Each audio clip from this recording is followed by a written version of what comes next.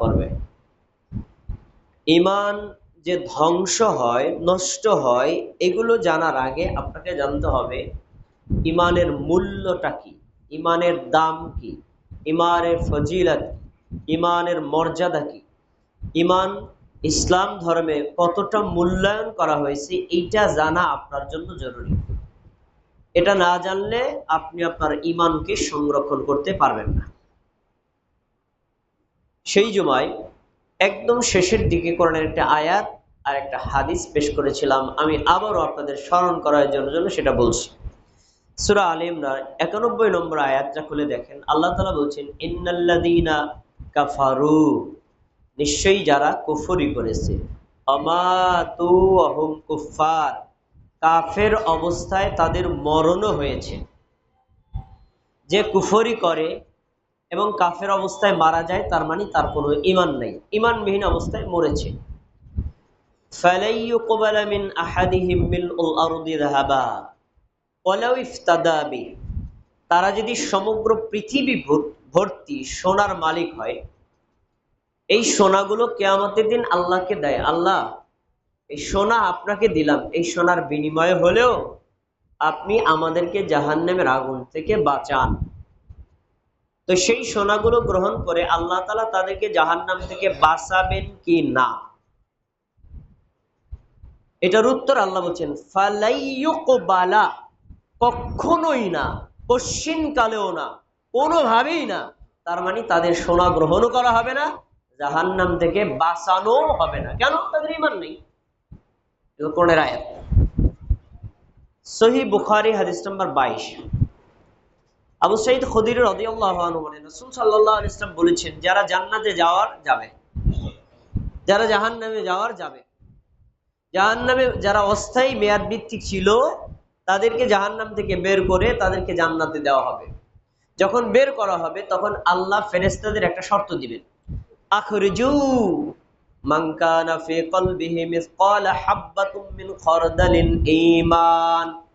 ফেরেশতারা জাহান্নামে যাও, যায়া যাদের অন্তরের মধ্যে সরিষা দানা পরিমাণ ঈমান পাবা, তাদেরকে জাহান্নাম থেকে বের করে আনো। তোমরা জাহান্নাম থেকে বের করবা, সবাইকে বের করা যাবে, শর্ত দিয়ে দিয়েছেন আল্লাহ। শর্তটা কি? যাদের অন্তরে সরিষা দানা পরিমাণ ঈমান আছে, তাদেরকে জাহান্নাম থেকে বের করবা, অথবা তাদেরকে জাহান্নাম থেকে বের করা হবে একেবারে জ্বলন্ত অঙ্গার অবস্থায়।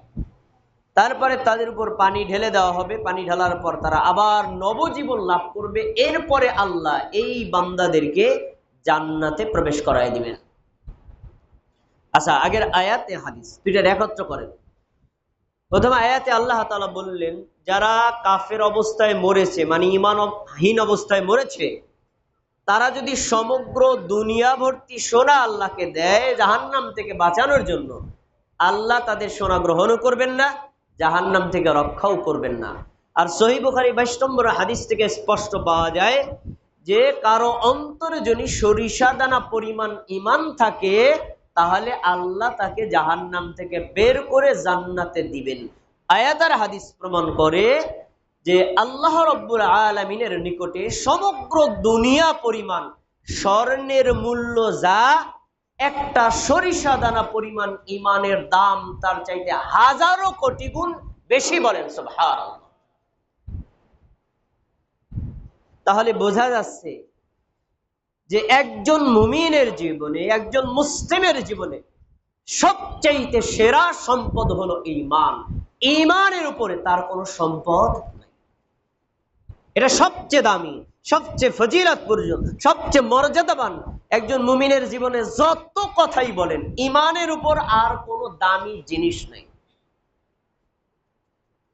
ঈমানটা হলো সবচেয়ে মর্যাদাবান, সবচেয়ে মূল্যবান। এখন বাংলাদেশের যদি দিকে আমরা তাকাই, বাংলাদেশের মুসলমানদের দিকে যদি তাকাই, তাহলে আমাদের কাছে মনে হয় যে বাংলাদেশের মুসলমানদের কাছে ঈমান ছাইয়ের মতো মূল্য না। ছাইয়ের যে একটা মূল্য আছে, ছাই একত্রিত করলে পরে কেজির দরে বিক্রি করা যায়, কিন্তু বাঙালি মুসলমানদের দিকে তাকাইলে মনে হয় তাদের ঈমান ছাইয়ের চাইতে মূল্যহীন। প্রমাণ, কত চলে গেল শারদীয় দুর্গা। এই দুর্গা পূজা উপলক্ষে দেখা যাচ্ছে সাধারণ মুসলমান তো আছে, ধর্ম জানা লোকেরা সিম্পল একটা ভোটের জন্য তাদের ইমানকে বিক্রি করে তারপর ইমান নষ্ট করে আসে। অথচ এরা ইব্রাহিম আলাইহিস সালামের রুহানি সন্তান।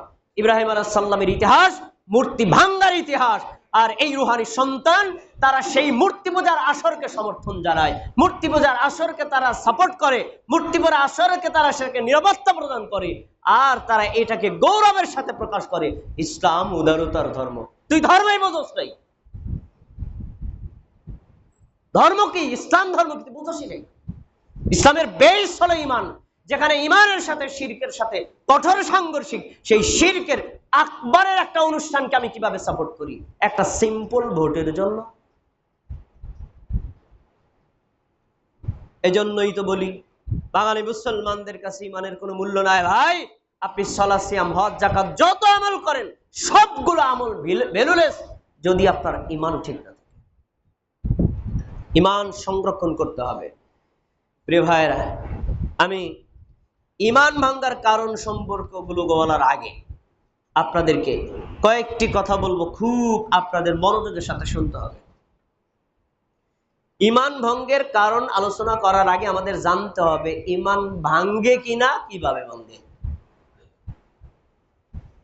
কারণ আমাদের বাংলাদেশের মুসলমানদের থিওরি হলো একবার যদি আমি এক মুসলমানের ঘরে জন্ম নিতে পারি ইমান ফিক্সড, আর যাবে না, যত আকাম কুকমান করো ইমান ঠিকই আছে।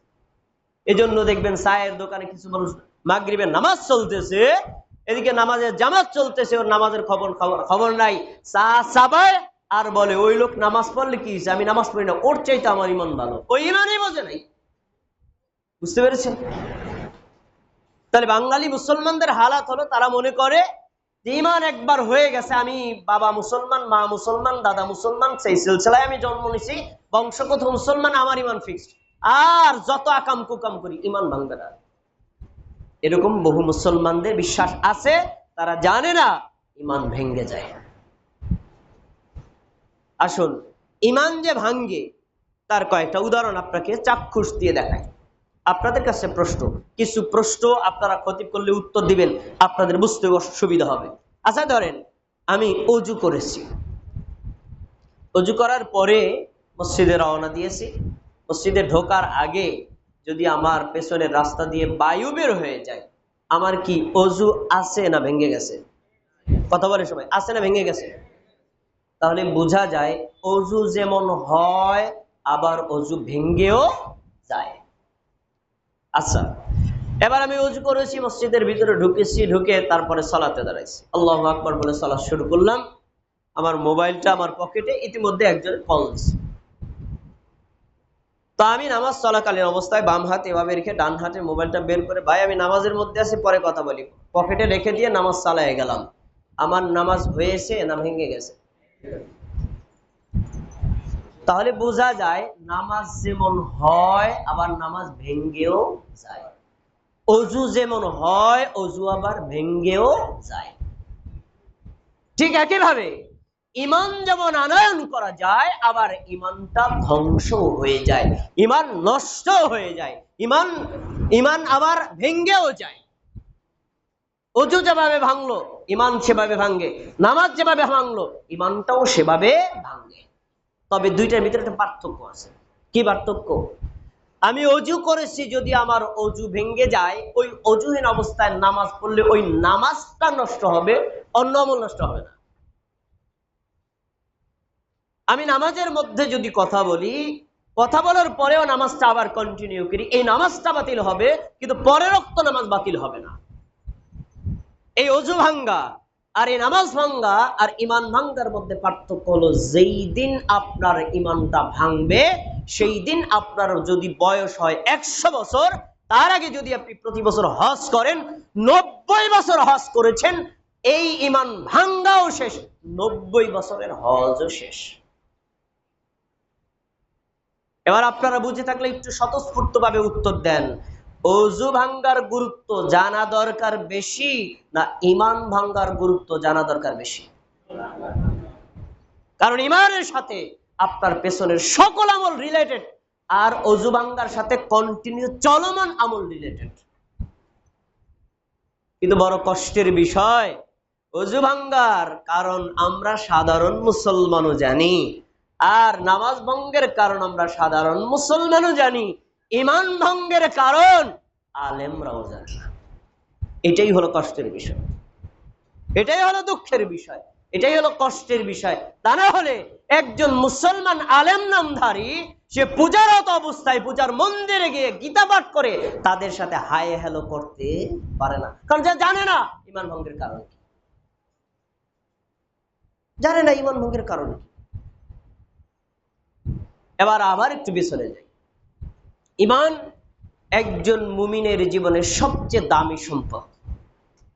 পৃথিবীর একটা বাস্তবতা হলো, যেই জিনিসের দাম যত বেশি সেই জিনিসটা ছিনতাই হওয়ার সম্ভাবনা তত বেশি। পৃথিবীর বাস্তবতা, টাকা পয়সা সোনা গয়না এগুলা মানুষ রাস্তায় ফেলে রাখে না। কেন? কারণ এগুলো ছিনতাই হয় বেশি, চুরি হয় বেশি, ডাকাতি হয় বেশি, কারণ এগুলো মূল্য বেশি। ঠিক একজন মুমিনের জীবনে ঈমানের মূল্য সবচেয়ে বেশি, আর জেনে রাখুন ঈমানও ছিনতাই হয় সবচেয়ে বেশি। এজন্য বুদ্ধিমান, বিচক্ষণ, জ্ঞানী, সচেতন মুমিন মুসলিম যারা, তারা ঈমান আনার পরে বসে থাকে না, ঈমানটাকে সংরক্ষণ করার জন্য পাহারা দিয়ে রাখে। বাংলাদেশ স্বাধীন হয়েছিল 1971 সালে। আজ 2025 সাল।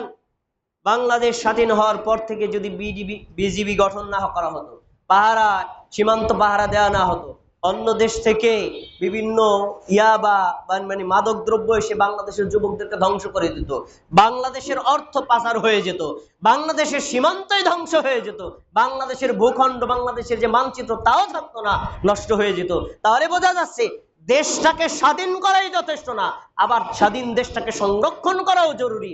আপনার ঈমান আনাটাই যথেষ্ট না, ঈমানটাকে পাহারা দেওয়াও। ঈমানকে পাহারা দিয়ে রাখতে হবে। আপনার ঈমান যদি আপনি পাহারা দিয়ে না দেখেন, আপনার ঈমান টিকবে না। এবার ঈমান ভাঙ্গার আরেকটু কথা বলে, ঈমানের গুরুত্বের আরেকটু কথা বলে ঈমান ভাঙ্গার ভিতরে প্রবেশ করি। ভাই মনোযোগ দিয়ে শুনুন। এই যে শুরু হচ্ছে শীতকাল, আর 1 মাস পরে দেখবেন বাংলাদেশে শীত পড়ে গেছে। দেখবেন শীতকালে আমাদের গ্রামে একটা গাছ কেটে রস বের করে, গাছটার নাম কি? খেজুর গাছ।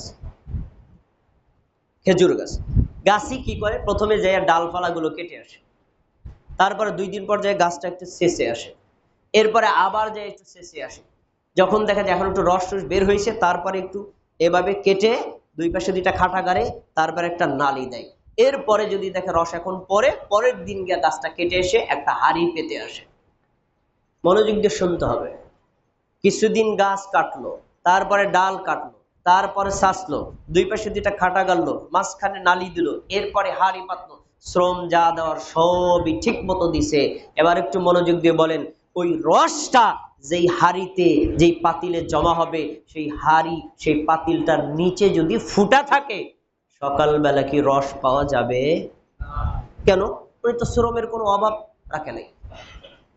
ডালপালা কাটছে, গাছ কাটছে, গাছের যে শ্রম দেওয়া, তাদের সব প্রসেসিং কোনোটাই অবলম্বন কোনো ত্রুটি করে নাই, উনি রসটা পেল না। কারণ ওনার যাবতীয় কর্মের ফল যেখানে জমা হবে, ওই ফল জমা হওয়ার পাত্রটাই ছিল ত্রুটিপূর্ণ। আমরা এটাকে একটা তুলনা দিতে পারি ঈমানের সাথে। হাড়িটা হলো ঈমান, আর আপনার রসটা হলো আমল।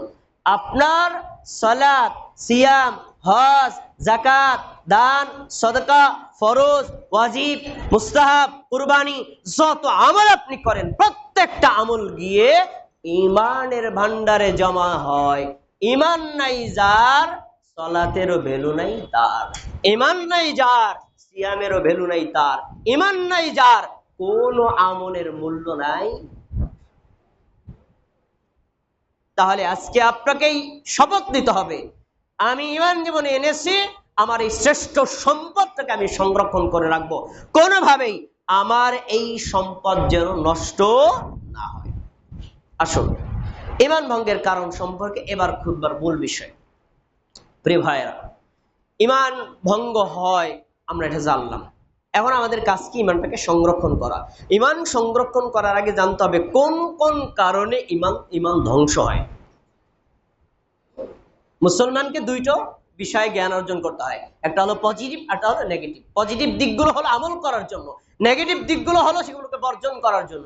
আপনি যদি পজিটিভ দিয়ে জ্ঞান অর্জন করেন, আমাদের সমাজের কিছু মানুষ আছে, ভাই এটা করলে অত ফজিলত, এটা করলে অতি ফজিলত, এটা করতে অতি ফজিলত, এটা করতে 49 কোটি নেকি, এই কেন এই নেকি, নেকি আর নেকি, কিন্তু কোনটা করলে যে নেকি শেষ হয়ে যায় এটা সম্পর্কে কোনো জ্ঞান নেই। এটা পজিটিভ জ্ঞান। নেগেটিভ জ্ঞান আপনাকে অর্জন করতে হবে। আপনি তাওহীদ এনেছেন কেন? তাওহীদটাকে গ্রহণ করার জন্য। আপনি সুন্নাহ বুঝেছেন কেন? সুন্নাত অনুযায়ী আমল করার জন্য। এর বিপরীত আপনাকে, তাওহীদের বিপরীত, ঈমানের বিপরীত যেগুলো আছে, যেগুলো আপনার তাওহীদ নষ্ট করে, ঈমান নষ্ট করে, ওগুলো সম্পর্কে আপনাকে জ্ঞান অর্জন করতে হবে, যেন এগুলো ভুলেও আপনি করে আপনার ঈমানটাকে নষ্ট না করেন। ভাই, ঈমান ভঙ্গের কারণগুলোর যদি আপনাদের সামনে আমি খুতবা আকারে আলোচনা করি, ধারাবাহিক কয়েক খুতবা দিতে হবে। তবে মূল কথাটা যদি আপনার মনে থাকে, তাহলে সব খুতবায় উপস্থিত না থাকলে আপনি মূল জিনিসটা বুঝে যাবেন। মূল জিনিসটা মনে রাখেন, ঈমান ভঙ্গের কয়টি কারণ আলেমরা বিভিন্নভাবে ভাগ করছেন। যারা একটু গভীরভাবে বিশ্লেষণ করেছেন তাদের কাছে প্রায় 157টা কারণ আছে। যারা একটু কম বিশ্লেষণ করেছেন তারা আরো কম ভাবে উল্লেখ করেছেন। আমি এখানে যেটা উল্লেখ করেছি সেখানে 10টা কারণ উল্লেখ করা, কিন্তু এই 10টা বলেন আর 57টা বলেন, সবগুলো একখানে করলে 4টি জিনিস দাঁড়ায়। এই 4টি জিনিস আপনারা আজকে আমার মুখে আমার সাথে কথা বলবেন, তাহলে কি মনে থাকবে, নাহলে ভুলে যাবেন। একটু সবাই আমার সাথে বলেন, ঈমান ভাঙ্গার মৌলিক কারণ 4টি। বলেন সবাই, আরেকবার বলতে হবে, ঈমান ভঙ্গের মৌলিক কারণ কয়টি? এটা কিন্তু মৌলিক বলছি, শাখা আরো বেশি। মৌলিক এখানে 4টা কারণ কি? 1 নম্বর শিরিক করা, 2 নম্বর কুফরি করা, 3 নম্বর নেফাকি করা, 4 নম্বর বিদআত করা। এখন কুফরটা আর শিরিকটা, নেফাকটা কি আপনাকে বুঝতে হবে। শিরিক এটা হলো আরবি শব্দ। শিরকুন শব্দের অর্থ হলো অংশী স্থাপন করা। অংশী দ্বারা কি বোঝানো হয়েছে? যেই হকগুলো আল্লাহর, এই সবগুলো অথবা যে কোনো একটা যদি আপনি গায়রুল্লাহকে দেন, এটি হলো শিরক। সিজদা কার হক? কিন্তু যদি আপনি আল্লাহ ছাড়া অন্য কাউকে দেন কি হবে? শিরক। রুকু কার হক? আল্লাহর হক। যদি আপনি গায়রুল্লাহকে দেন তাহলে কি হবে? শিরক। তাহলে যেটা আল্লাহর হক এটা আপনি গায়রুল্লাহকে দেন, সেটা আপনি পীরকে দিতে পারেন, বুজুর্গকে দিতে পারেন, মাজারকে দিতে পারেন, মূর্তিকে দিতে পারেন, যাকেই দেন মনে করবেন আল্লাহর হক অন্যকে দিলেই শিরক। এই কাজটা যে করে তাকে বলা হয় মুশরিক আরবি ভাষায়। বাংলায় যদি আমরা অনুবাদ করি হিন্দু, বাংলায় যদি অনুবাদ করি বৌদ্ধ, বাংলাদেশ যদি অনুবাদ করি তাহলে অগ্নি উপাসক, বাংলায় যদি অনুবাদ করি তাহলে এটা হলো পৌত্তলিকতা, মানে বহুত্ববাদে বিশ্বাসী যারা, মনোথিজম, যারা আল্লাহ ছাড়া বহু দেবতায় বিশ্বাসী, এটা হলো কি? শিরক। যারা করে এটা তারা হলো মুশরিক। আচ্ছা, এবার কুফর। কুফর এটা আরবি শব্দ। কুফরুন শব্দের অর্থ হলো অস্বীকৃতি জানানো, অস্বীকার করা। আল্লাহ রাব্বুল আলামিন কোরআন মাজিদে যে কথাগুলো উল্লেখ করেছেন, নবী মুহাম্মদ সাল্লাল্লাহু আলাইহি ওয়াসাল্লাম সহিহ হাদিসের মধ্যে যে কথাগুলো উল্লেখ করেছেন ধর্মীয় বিধান আকারে, এর প্রত্যেকটা বিধান বিশ্বাস করার নাম হলো ঈমান। আর যে কোনো একটাকে অবিশ্বাস অথবা সন্দেহ পোষণ করার নাম হলো কুফর। এই কুফর যিনি করেন তাকে বলা হয় কাফির। এই কুফর যে করে তাকে কি বলে? কাফের। যেমন বর্তমান পৃথিবীতে যত নাস্তিক আছে সবাই কাফের। বর্তমান পৃথিবীতে ইহুদিরা কাফের, খ্রিস্টানরা কাফের। এটা হলো কি? যারা ইসলামের যাবতীয় বা যে কোনো একটা পার্টকে অস্বীকার করে তারা কি? কাফের। এটাও ঈমান ধ্বংসের একটা কারণ। এরপর নেফাক। নেফাক শব্দের অর্থ হলো কপটতা, প্রতারণা, মানে মনে মনে একটা, মুখে বলে আর একটা। মনে মনে বলে আমি ইসলামের কোনো বিষয়ে বিশ্বাস করি না, অথবা ইসলামের একটা পার্ট আমার কাছে বিশ্বাস হয় না, এই লোকটা আবার কিন্তু মুখে বলে আমি এটাকে মানি, বিশ্বাস করি। তাহলে মুখের সাথে অন্তরের মিল নাই, প্রতারণা করা, কপটতা করা, এই কাজটাকে বলা হয় নেফাক। যে এই কাজটা করে তাকে বলা হয় মুনাফিক। আচ্ছা, এবার 4 নম্বর বিদআত। আরবি শব্দ বিদআত অর্থ হলো নতুন আবিষ্কার করা। এই বিদআতের 2টা অর্থ, একটা হলো পার্থিব কোনো বিষয়কে নতুন আবিষ্কার, আর একটা হলো ধর্মীয় বিষয়ের মধ্যে নতুন আবিষ্কার। পার্থিব কোনো বিষয়ে নতুন আবিষ্কারকে বিদআত বলা হয় না, কারণ এর সাথে ধর্ম রিলেটেড না।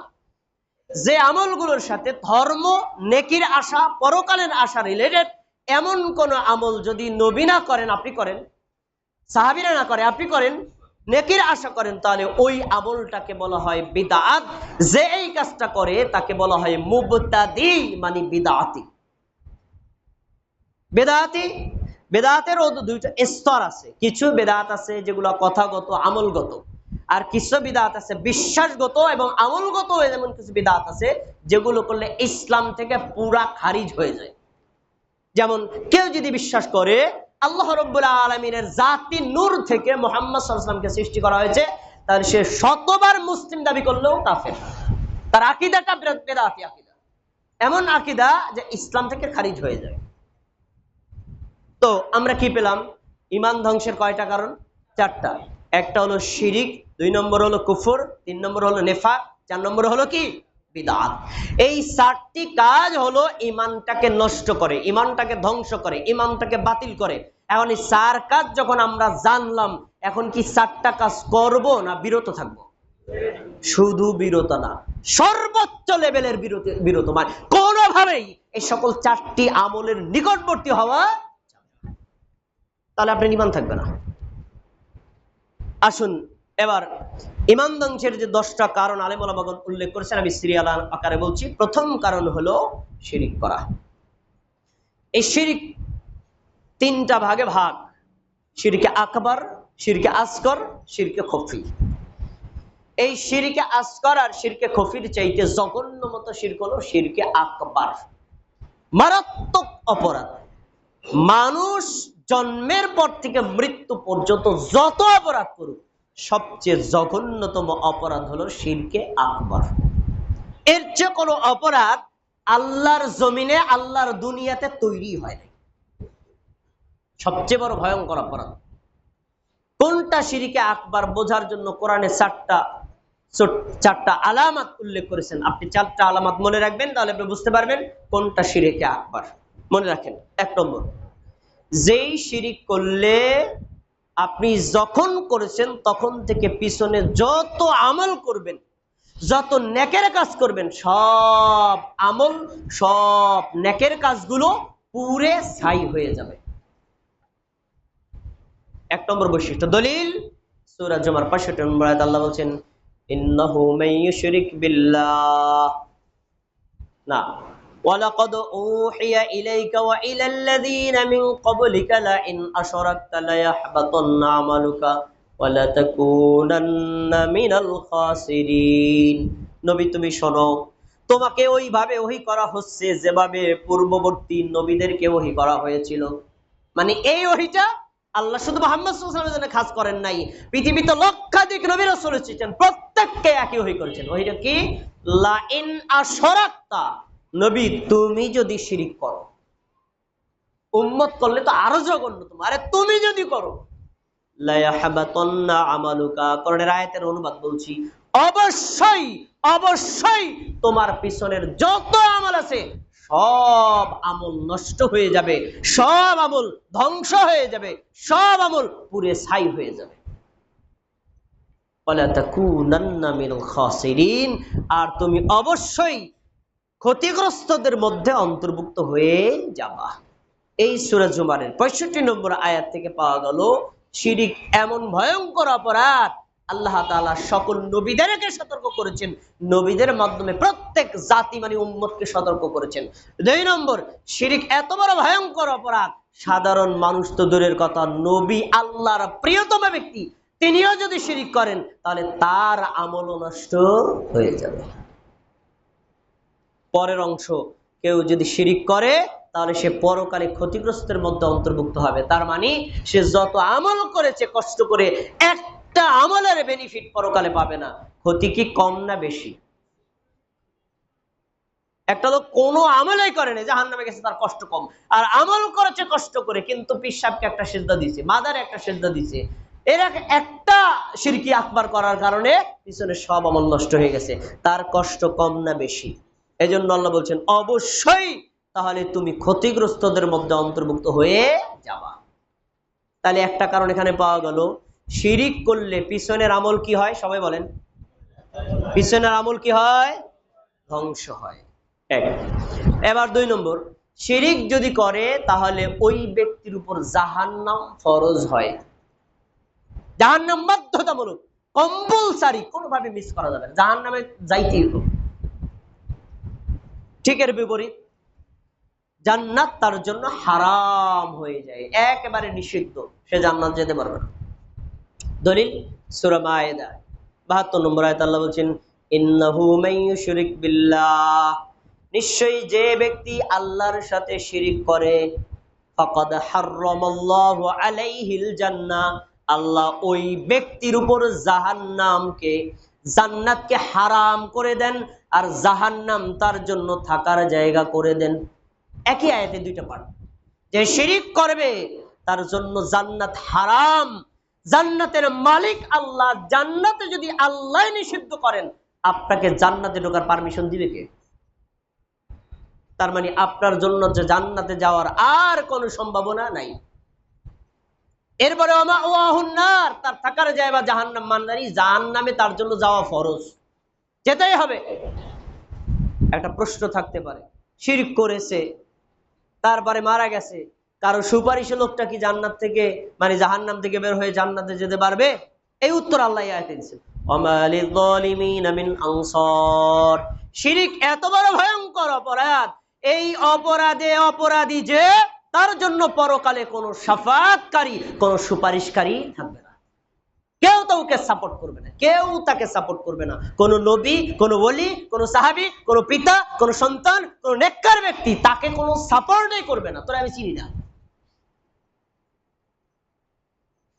তাহলে শিরক এত বড় ভয়ঙ্করতম অপরাধ, এই শিরক করলে জান্নাত হারাম হয়, জাহান্নাম ফরজ হয়, আর জাহান্নাম থেকে বের করার যে একটা লাস্ট রাস্তা, শাফাআতটাও নিষিদ্ধ হয়ে যায়। এবার আসুন শিরকের 4 নম্বর লক্ষণ। শিরক একটা ভয়ঙ্করতম অপরাধ, তবে আল্লাহ তাআলা একটু ছাড় দিয়েছেন। কি ছাড়টা? মানুষ যদি মানুষকে খুন করে, অপরাধী প্রমাণিত হয়, তাহলে খুনের বদলে খুন, কিসাস। তার মানে এই অপরাধের দুনিয়াবি শাস্তি আছে, কিন্তু শিরক যদি কেউ করে, আল্লাহ তাআলা দুনিয়াবি শাস্তিটা দেন নাই। দুনিয়াবি শাস্তি দেন নাই, পরকালে তার জন্য শাস্তি রেডি আছে। কিন্তু দুনিয়াবি শাস্তি না দিয়ে আল্লাহ তাআলা আমাদের জন্য একটা অফার রেখেছেন, তোমার জীবিত থাকা অবস্থায়, মৃত্যুর আগে, এনি টাইম তুমি যদি একবার তাওবা করো, অবশ্যই আল্লাহ তোমার তাওবা করে, যত পাপ করেছো, তুমি যদি হাজার মাজারে সিজদা দাও, আর যখনই বুঝে এটা শিরক আকবার, তুমি অন্তর থেকে আল্লাহর কাছে তাওবা করো, মৃত্যুর আগে তাওবা করলে আল্লাহ সব শিরকি পাপ ক্ষমা করে দিবেন। এটা আল্লাহর দয়া। কিন্তু শর্ত হলো, মরণের আগে তাওবা করতে হবে, মরার পরে তাওবা চলবে না, রিজেক্টেড। মরার পরে তাওবা করলে চলবে না। মরার পরে আবু জাহেলও তাওবা করতেছে কবরে, লাভ কি? মরার পরে আবু লাহাব তাওবা করতেছে কবরে, লাভ কি? কোনো লাভ নাই। মৃত্যুর আগে আপনাকে এই শিরকে আকবার থেকে ফিরে আসতে হবে। কবর পূজা, মাজার পূজা, পীর পূজা, ব্যক্তি পূজা, স্থান পূজা, দল পূজা, কোন স্মৃতি বিজড়িত জায়গা পূজা, এই পূজা থেকে বেরিয়ে আসতে হবে। কোন পূজার সাথে মুমিন মুসলিম সম্পৃক্ত থাকতে পারে না, পারলে ঈমান নাই। এখান থেকে বেরিয়ে আসতে হবে। আপনার ঈমানকে সংরক্ষণ করার জন্য আপনাকে এটা করতেই হবে। দেখুন কোরআনের আয়াত, সূরা নিসা 48 নম্বর আয়াত, আল্লাহ রাব্বুল আলামিন বলেন, ইন্নাল্লাহা লা ইয়াগফিরু আন ইউশরাকা বিহি ওয়া ইয়াগফিরু মা দুনা যালিকা লিমান ইয়াশা। বান্দা যত পাপ করে, আল্লাহ তাআলা ইচ্ছা করলে সব পাপ ক্ষমা করে দিতে পারেন, কিন্তু শিরকি পাপ কখনো ক্ষমা করবেন না। আল্লাহ কখনোই ক্ষমা করবেন না। এই কখনো মানে কি? মৃত্যুর পরে, জীবিত থাকতে তওবা করলে ক্ষমা পেয়ে যাবে। আপনি যদি একটা কবর তৈরি করেন, মাজার তৈরি করেন, সেই মাজারে আপনি নিজের টাকা খরচ করে হাজারো লক্ষ কোটি মানুষের ঈমানকে নষ্ট করেন, আপনি যদি জানেন যে এটা পাপ, এটা শিরকে আকবার, যদি তাওবা করে ফিরে আসেন, আল্লাহ সব পাপ ক্ষমা করে দিবেন, কিন্তু মৃত্যুর পর ক্ষমার রাস্তা বন্ধ হবে না। এই জন্য তিরমিজিতে রাসূলুল্লাহ সাল্লাল্লাহু আলাইহি ওয়াসাল্লাম একটা হাদিস উল্লেখ করেছেন, শোনো, আমার বান্দা যদি পৃথিবী ভর্তি পাপ নিয়ে আমার কাছে আসে, লা ইউবালি, আমি পাপকে পাপই মনে করি না। কি পাপ করছিস বাড়া? এটা কোনো পাপই না। পাপ করতে করতে পুরো পৃথিবী পূর্ণ, কোনো পাপ না। মানুষ খুন করেছে ওইটাও কোনো পাপ না, জেনা করেছে তো ওটাও কোনো পাপ না, চুরি করেছে তো ওটাও কোনো পাপ না, এগুলো কোনো পাপই না। কিন্তু শিরিক যদি না করো সব মাফ করে দিবে। শিরিক করলে কোনোটাই মাফ না, সব বাপ। এত বড় ভয়ঙ্কর তো পাপ শিরিক। ইসলামের দৃষ্টিতে শিরিকটা এত বড় জঘন্যতম পাপ যে এই পাপ করলে অন্য পাপের ক্ষমার রাস্তাও বন্ধ। আর শিরিক যদি আপনি বিরত থাকতে পারেন, অন্য পাপ যদি হয়ে যায়, করতে হবে এমন না, করবো এমন না, যদি হয়ে যায় আল্লাহ তাআলা মাফের একটা সুযোগ রেখেছেন। আল্লাহ ইচ্ছা করলে সব পাপ ক্ষমা করে দিতে পারেন, সেটা আল্লাহ ওয়ে ব্যবস্থা করতে পারেন সরাসরি, তোরে আমি দয়া করে সব ক্ষমা করে দিলাম, এটাও হতে পারে। আচ্ছা ঠিক আছে, তোর পক্ষ থেকে তোর নবী সুপারিশ করেছে, ক্ষমা করে দিলাম। অথবা তোর একজন আদর্শ সন্তান আছে, নেককার সন্তান আছে, তার সুপারিশে ক্ষমা করে দিলাম। কিন্তু শুনে রাখেন, আপনার যদি শিরক থাকে কোনোভাবেই আপনাকে ক্ষমার রাস্তা থাকবে না। উদাহরণ, একটা চাক্ষুষ উদাহরণ দিই। রাসূলুল্লাহ সাল্লাল্লাহু আলাইহি সাল্লামের একজন ব্যক্তি ছিলেন যিনি রাসূল সাল্লাল্লাহু আলাইহি ওয়াসাল্লামকে নবুয়তের সময় এত বেশি উপকার করেছে, পৃথিবীর কোন মানুষ এত উপকার করতে পারে নাই। তার নাম, তার চাচা আবু তালেব। তার নিজের বাসায় থাকতো, তার চাচার খাবার খাইতো, তার চাচার বাসায় সে নিরাপত্তা লাভ করত, যত ধরনের প্রজেক্ট তাকে করতো। কিন্তু লোকটা ঈমান আনে নাই, কুফরের উপর ছিল, শিরকের উপর ছিল। মৃত্যুর সময় রাসূলুল্লাহ সাল্লাল্লাহু আলাইহি ওয়াসাল্লাম আবু তালেবের বাড়িতে আসলো। সহিহ মুসলিমের হাদিস, আবু দাউদের হাদিস, একাধিক হাদিস আছে। তিনি আসলেন, আসার পরে দেখলাম তিনি মৃত্যু শয্যায় শায়িত। তখন তিনি বললেন, তিনি বললেন, ইয়া আম্মি কুল লা ইলাহা ইল্লাল্লাহ, আমার চাচা আপনি একবার একটু বলেন লা ইলাহা ইল্লাল্লাহ। এখানে একটা পয়েন্ট বলে রাখি, পৃথিবীর সমস্ত মানুষের জন্য মুসলমান হওয়ার কালেমা ছিল আশহাদু আল্লা ইলাহা ইল্লাল্লাহ ওয়া আশহাদু আন্না মুহাম্মাদার রাসূলুল্লাহ। দুইটা পাঠ, তাওহীদের পাঠ, রিসালাতের পাঠ। কিন্তু আল্লাহর নবী তার চাচাকে শুধু একটা পাঠ দিয়েছেন, মুহাম্মাদুর রাসূলুল্লাহ। আপনার বলার দরকার নেই, আমি তো আপনার ভাই বেড়া, এখানে বলার কি আছে? মুহাম্মাদুর রাসূলুল্লাহ আপনার বলার দরকার নেই, আপনি শুধু বলেন লা ইলাহা ইল্লাল্লাহ। আপনি যদি তাওহীদের স্বীকৃতি প্রদান করেন, আশহাদু লাকা ইনদাল্লাহি ইয়াউমাল কিয়ামাহ, আমি নবী, আমি মুহাম্মদ, আমি ভাতিজা, আল্লাহর কাছে আপনার পক্ষ থেকে সুপারিশ করব, আল্লাহ আমার চাচা লা ইলাহা ইল্লাল্লাহ বলছে, ক্ষমা করে দেন। এই অফার পাওয়ার পরে আবু তালেবের মনটা একটু নরম হয়েছে। আরে মৃত্যু তো বরণ করব, সিম্পল একটা কথা বলছে ভাইয়ের বেটা, ঠিক আছে শুনি, একটা মুড তৈরি হয়েছে। তখন পাশে ছিল আবু তালেব, পাশে ছিল আবু লাহাব, আবু জাহাল, উতবা, শাইবা, যারা বড় বড় কাফের লিডার। তারা বলছে, আবু জাহেল প্রথমে বলছে, ইয়া আবা তালিব আতারগাবু আন মিল্লাতি আব্দুল মুত্তালিব, আব্দুল মুত্তালিব তুমি কি তোমার বাপদাদা ধর্ম ছেড়ে দিবা? আব্দুল মুত্তালিব তুমি কি বাপদাদার ধর্ম ছেড়ে দিবা? তোমার বাপদাদার ধর্ম যেটা ছিল এটা বাদ দিয়ে তোমার ভাই বেটা ধর্ম গ্রহণ করবা? এ কথা বলার পরে তার ভিতরে আবার ইগো তৈরি হয়েছে, না আমার বাপদাদার ঐতিহ্য আছে না, এটা কি ছাড়া যায় নাকি? তখন সে বলছে, আলা মিল্লাতি আব্দুল মুত্তালিব, না আমি আমার বাবা আব্দুল মুত্তালিবের মুশরিকি ধর্মের উপরই থাকলাম। ওয়া ইয়াকুল লা ইলাহা ইল্লাল্লাহ, লা ইলাহা ইল্লাল্লাহ বলতে সে অস্বীকার করলো। ওই অবস্থায় সে মৃত্যুবরণ করলো। আল্লাহর নবী সাল্লাল্লাহু আলাইহি সাল্লাম বললেন, আমি আমার চাচার জন্য ক্ষমা চাইতেই থাকবো যতক্ষণ পর্যন্ত আল্লাহ নিষেধ না করে। প্রয়োজনে 70 বার ক্ষমা চাইবো, তবু আমি তার জন্য ক্ষমা চাইতে দেবো, কারণ আমার চাচা আমাকে যা করেছে পৃথিবীর কোনো মানুষ তা করতে পারে নাই। আল্লাহ রাব্বুল আলামিন কোরআনের আয়াত নাযিল করে দিলেন, মা কানা লিন নবী ওয়াল্লাযীনা আমানু আই ইয়াগফিরু লিল মুশরিকিন ওয়ালাউ কানা মিন উলিল কুরবা। আরে শোনো, কোন নবীর জন্য, কোন মুমিনের জন্য শোভনীয় নয় মুশরিক বেঈমান তার জন্য ক্ষমা চাওয়া। তুমি জানলা স্পষ্ট প্রমাণিত ঈমানবিহীন মারা গেছে, চাচা হইছে কিছে, ক্ষমা চাওয়া যাবে না। তাহলে হাদিস স্পষ্ট প্রমাণ করে কিয়ামতের দিন আমাদের নবী মুহাম্মদ সাল্লাল্লাহু আলাইহি সাল্লাম তার আপন চাচাকে জাহান্নাম থেকে সুপারিশ করে বের করতে পারবেন না। কেন?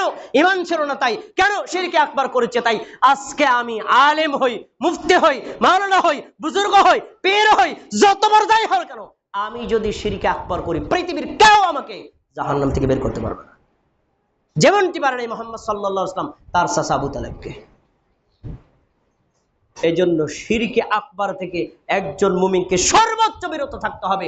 দুনিয়াবি কোন স্বার্থের জন্য শিরকের সাথে আপোষ করা যাবে না। শিরকের সাথে আপোষ করলে আপনার ঈমান থাকবে না। আমরা কি এখন থেকে শিরক থেকে সর্বোচ্চ দূরে থাকতে পারবো তো? ইনশাআল্লাহ পারবো তো, ইনশাআল্লাহ।